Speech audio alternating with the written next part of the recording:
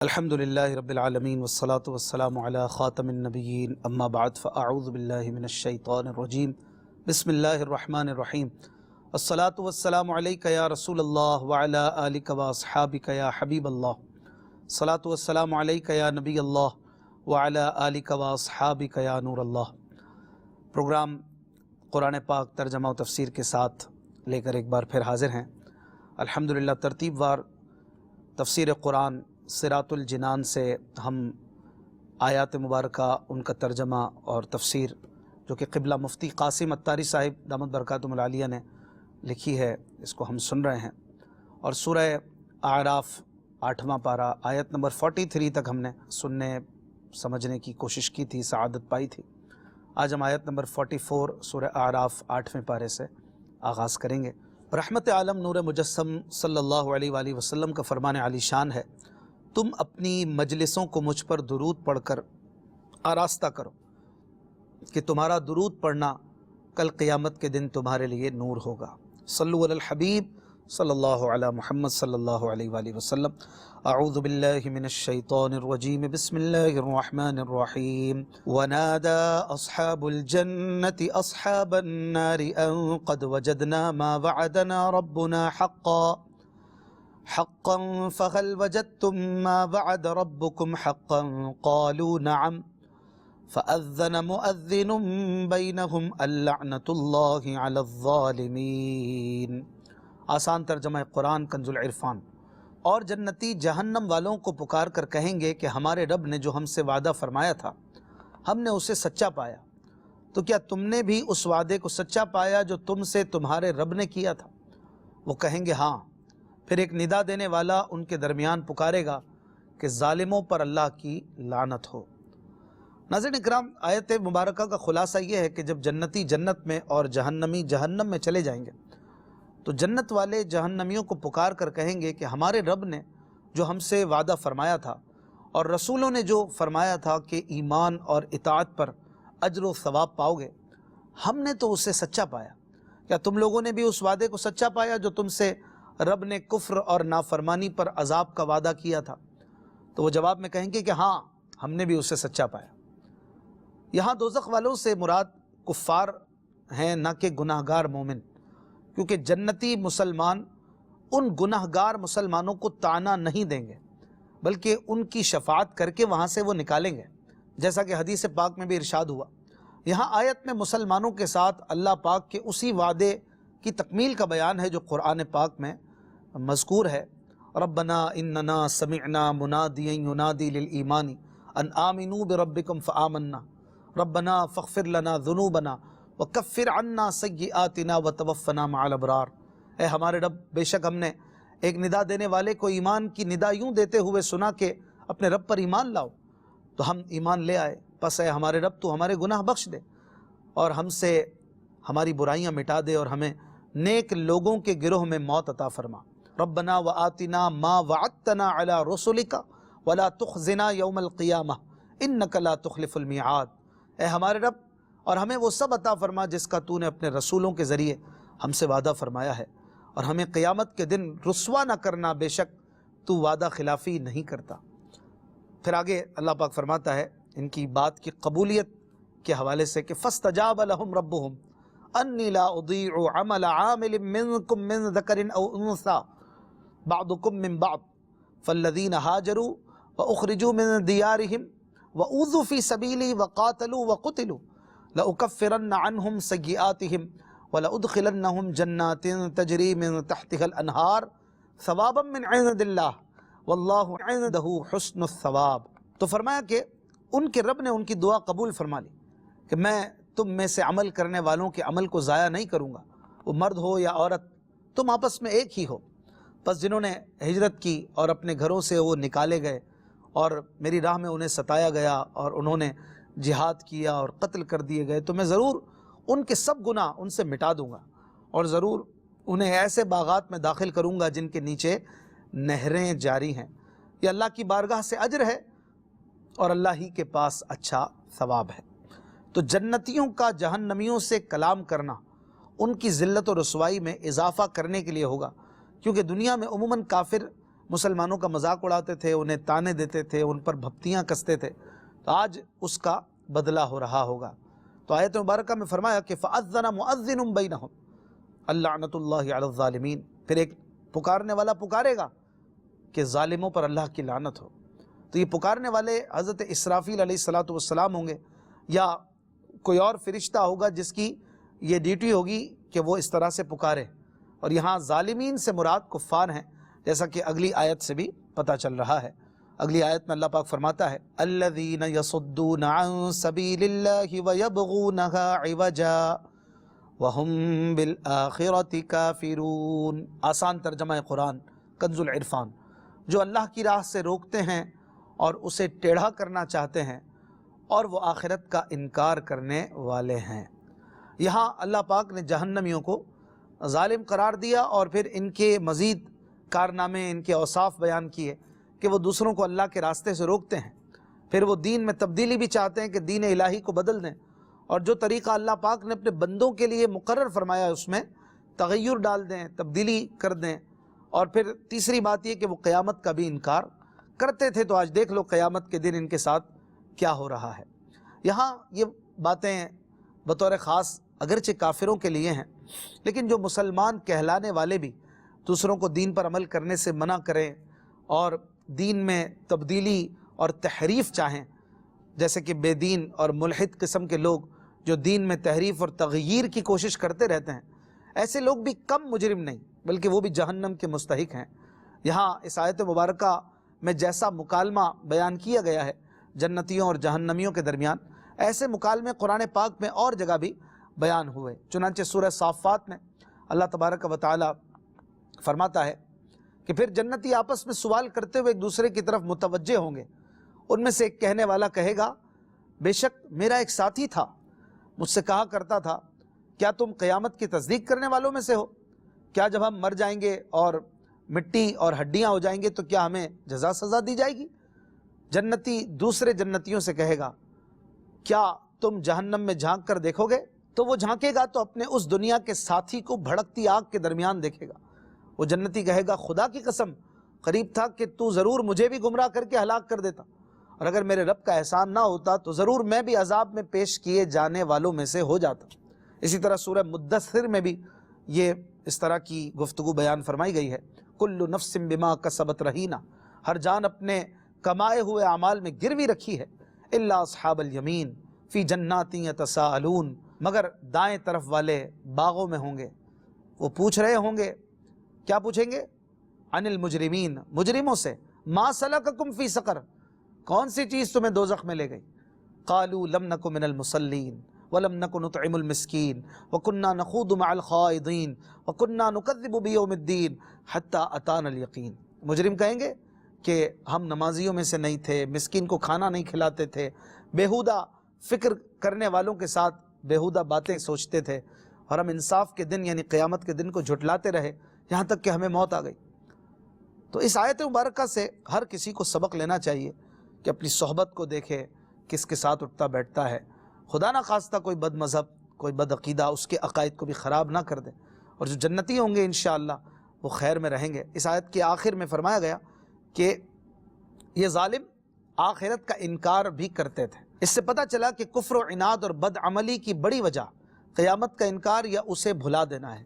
اگر بندے کے دل میں قیامت کا خوف ہو، جزا سزا کا ڈر ہو، تو پھر اس میں جرم کرنے کی ہمت نہیں ہوتی۔ ہمارے بزرگان دین روزانہ کچھ وقت موت، قبر اور قیامت کے متعلق غور و فکر فرمایا کرتے تھے، اور یہ فکر دل کی دنیا کو بدل دیتی ہے، اور ایسی ہی سوچ کے بارے میں فرمایا گیا ہے کہ لمحہ بھر غور و فکر کرنا پوری رات قیام کرنے سے بہتر ہے۔ اگلی آیت میں اللہ پاک فرماتا ہے وَبَيْنَهُمَا حِجَابٌ وَعَلَى الْأَعْرَافِ رِجَالٌ يَعْرِفُونَ كُلًّا بِسِيمَاهُمْ وَنَادَوْا أَصْحَابَ الْجَنَّةِ أَنْ سَلَامٌ عَلَيْكُمْ لَمْ يَدْخُلُوهَا وَهُمْ يَطْمَعُونَ۔ آسان ترجمہ قرآن کنز العرفان۔ اور جنت اور دوزخ کے درمیان میں ایک پردہ ہے، اور اعراف پر کچھ مرد ہوں گے جو سب کو ان کی پیشانیوں سے پہچانیں گے، اور وہ جنتیوں کو پکاریں گے کہ تم پر سلام ہو۔ یہ اعراف والے خود جنت میں داخل نہ ہوئے ہوں گے اور اس کی طمع یعنی لالچ رکھتے ہوں گے۔ یہاں پر فرمایا گیا کہ جنت اور دوزخ کے بیچ میں ایک پردہ ہے۔ یہ پردہ اس لیے ہے تاکہ دوزخ کا اثر جنت میں اور جنت کا اثر دوزخ میں نہ آ سکے، اور حق یہ ہے کہ یہ پردہ اعراف ہی ہے۔ چونکہ یہ پردہ بہت اونچا ہوگا اس لیے اسے اعراف کہا جاتا ہے، کیونکہ اعراف کا معنی ہے بلند جگہ۔ اس کا تذکرہ سورہ حدید میں بھی اللہ پاک نے فرمایا، یوم یقول المنافقون والمنافقات، جس دن منافق مرد اور منافق عورتیں مسلمانوں سے کہیں گے، للذین آمنوا انظرونا نقتبس من نورکم، کہ ہم پر بھی ایک نظر کر دو تاکہ ہم تمہارے نور سے کچھ روشنی حاصل کر لیں۔ قیل ارجعوا وراءکم فالتمسوا نورا، کہا جائے گا تم اپنے پیچھے لوٹ جاؤ تو وہاں نور ڈھونڈو۔ فضرب بینہم بسور لہ باب، وہ لوٹیں گے تو اس وقت ان مسلمانوں اور منافقوں کے درمیان ایک دیوار کھڑی کر دی جائے گی، باطنہ فیہ الرحمہ وظاہرہ من قبلہ العذاب، جس میں ایک دروازہ ہوگا، اس دروازے کے اندر کی طرف رحمت اور اس کے باہر کی طرف عذاب ہوگا۔ تو یہاں بھی مراد اسی طرح کا ایک پردہ ہے کہ اس طرف رحمت یعنی جنت ہوگی، اس طرف عذاب یعنی دوزخ کی آگ ہوگی۔ اللہ پاک ہمیں محفوظ فرمائے۔ اس آیت میں مزید فرمایا کہ وَعَلَى الْأَعْرَافِ رِجَالٌ، اور اعراف پر کچھ مرد ہوں گے۔ یہ مرد کس طبقے کے ہوں گے اس بارے میں علماء کے کثیر اقوال ہیں۔ حضرت عبداللہ ابن مسعود رضی اللہ عنہ فرماتے ہیں یہ وہ لوگ ہوں گے جن کی نیکیاں اور بدیاں برابر ہوں گی، وہ اعراف پر ٹھہرے رہیں گے۔ جب اہل جنت کی طرف دیکھیں گے تو انہیں سلام کریں گے، اور دوزخیوں کی طرف دیکھیں گے تو کہیں گے یا رب ہمیں ظالم قوم کے ساتھ نہ کر، پھر آخر کار انہیں بھی جنت میں ڈال دیا جائے گا۔ ایک قول یہ ہے کہ جو لوگ جہاد میں شہید ہوئے مگر ان کے والدین ان سے ناراض تھے تو وہ اعراف پر روک دیے جائیں گے۔ ایک قول یہ ہے کہ جو لوگ ایسے ہیں کہ ان کے والدین میں سے ایک راضی ہوگا دوسرا ناراض ہوگا، وہ اعراف میں ٹھہرائے جائیں گے۔ تو ان اقوال سے پتہ چلتا ہے کہ اہل اعراف کا مرتبہ اہل جنت سے کم ہے۔ امام مجاہد رحمۃ اللہ علیہ کا قول یہ ہے کہ اعراف میں صلحاء، علماء یہ ہوں گے، اور ان کا وہاں قیام اس لیے ہوگا کہ دوسرے ان کے فضل و شرف کو دیکھیں، ان کی عزت کو دیکھیں۔ اور ایک قول یہ ہے کہ اعراف میں انبیاء علیہ السلام ہوں گے، اور وہ اس مکان عالی میں تمام اہل قیامت پر ممتاز کیے جائیں گے، اور ان کی فضیلت اور ان کا بڑا رتبہ ظاہر کیا جائے گا تاکہ جنتی اور دوزخی ان کو دیکھیں، اور وہ ان سب کے احوال، ثواب، عذاب کی مقدار اور سارے معاملات کو دیکھیں گے۔ ان اقوال پر اصحاب اعراف جنتیوں میں سے بھی افضل ترین لوگ ہوں گے، کیونکہ وہ باقیوں سے مرتبے میں اعلیٰ ہیں۔ ان تمام اقوال میں کوئی ٹکراؤ نہیں ہے، اس لیے کہ یہ ہو سکتا ہے کہ ہر طبقے کے لوگ اعراف میں ٹھہرائے جائیں، اور ہر ایک کے ٹھہرانے کی حکمت الگ الگ ہو۔ پھر مزید اس آیت میں فرمایا کہ یعرفون کلم بسیماہم، دونوں فریق کو ان کی پیشانیوں سے یہ اہل اعراف پہچانیں گے۔ دونوں فریق سے جنتی اور دوزخی مراد ہیں۔ جنتیوں کے چہرے سفید اور تر و تازہ ہوں گے، اور دوزخیوں کے چہرے سیاہ، آنکھیں نیلی ہوں گی، اور یہ ان کی نشانیاں ہوں گی۔ حضرت عبداللہ ابن عباس رضی اللہ عنہ فرماتے ہیں اعراف والے جب جنتیوں کو دیکھیں گے تو ان کے چہروں کی سفیدی سے انہیں پہچان لیں گے، اور جب جہنمیوں کی طرف نظر کریں گے تو انہیں ان کے چہرے کی سیاہی سے پہچان لیں گے۔ اللہ پاک کے فرما بردار بندوں کے بارے میں اللہ تبارک و تعالی ارشاد فرماتا ہے للذین احسنوا الحسنى وزیادہ، بھلائی کرنے والوں کے لیے بھلائی ہے اور اس سے بھی زیادہ، ولا يرهق وجوههم قتر ولا ذلہ، اور ان کے منہ پر نہ سیاہی چھائی ہوگی نہ ذلت۔ اولئک اصحاب الجنۃ هم فیہا خالدون، یہی جنت والے ہیں، وہ اس میں ہمیشہ رہیں گے۔ اور کافر اور گناہ گاروں کے بارے میں اللہ پاک فرماتا ہے کہ والذین کسبوا السیئات جزاء سیئۃ بمثلها وترهقهم ذلہ، اور جنہوں نے برائیوں کی کمائی کی تو برائی کا بدلہ اسی کے برابر ہے، اور ان پر ذلت چھائی ہوگی۔ ما لهم من اللہ من عاصم، انہیں اللہ سے بچانے والا کوئی نہ ہوگا۔ کأنما اغشیت وجوہہم قطعا من اللیل مظلما، گویا ان کے چہروں کو اندھیری رات کے ٹکڑوں سے ڈھانپ دیا گیا۔ اولئک اصحاب النار هم فیہا خالدون، وہی دوزخ والے ہیں، وہ اس میں ہمیشہ رہیں گے۔ اس آیت میں یہ فرمایا گیا کہ اعراف والے جنتیوں کو پکاریں گے۔ جنت اور جہنم میں لاکھوں میل کا فاصلہ ہے، لیکن اس کے باوجود وہ ایک دوسرے کی آواز سن لیں گے۔